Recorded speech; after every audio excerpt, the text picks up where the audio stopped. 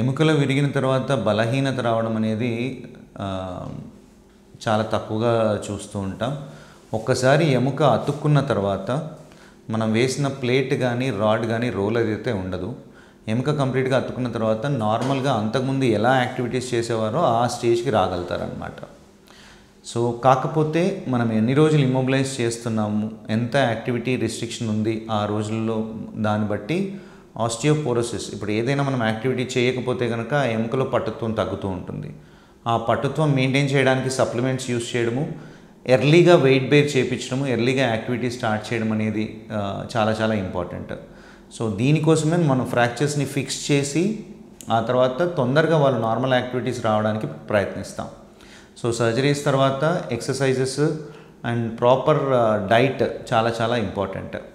ఇవి ప్రాపర్గా మనం చూసుకుంటే కనుక ఈ ఎముకల్లో పట్టుత్వం రాకుండా ఉంటుంది.